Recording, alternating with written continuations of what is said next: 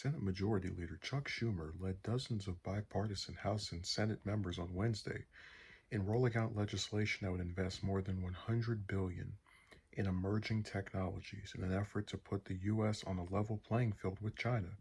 The Endless Frontiers Act, first introduced last year, would establish a technology and innovation directorate at the National Science Foundation, which would use $100 billion in federal funds over 5 years to research emerging technologies, including artificial intelligence, quantum computing, and semiconductors.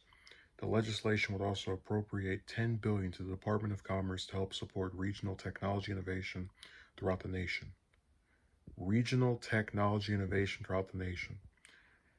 While a further $2.4 billion would go toward expanding and enhancing U.S. manufacturing capabilities. I skipped it. In key technologies, a supply chain resiliency and crisis response program would be established to help the U.S. strengthen critical supply chains for emerging technologies around the world. The bill is primarily co-sponsored by Senator Todd Young, Republican of Indiana. I don't want to talk about Cruz in this video, and Representatives Ro Khanna, Democrat of California, and Mike Gallagher, with almost 24 other bipartisan House and Senate members also signing as sponsors. Schumer previewed the bill in February prior to a White House summit to address semiconductor or chip shortages. Schumer said in a statement Wednesday that the legislation would address several dangerous weak spots in America's economic and national security that threaten our global technological leadership.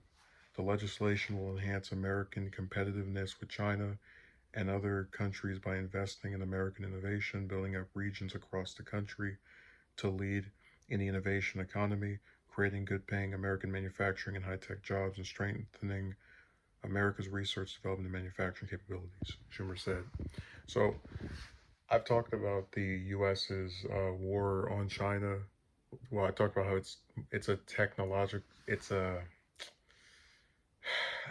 not a war of soldiers, but they're having this big conflict with each other because China rivals them as a superpower.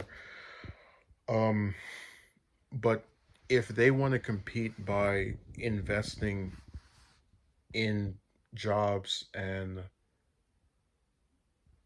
people who are creating things, I don't really have a problem with that. I think it's much easier for me to get behind something where the end goal seems to be benefiting innovation within the US as opposed to let's put sanctions on China.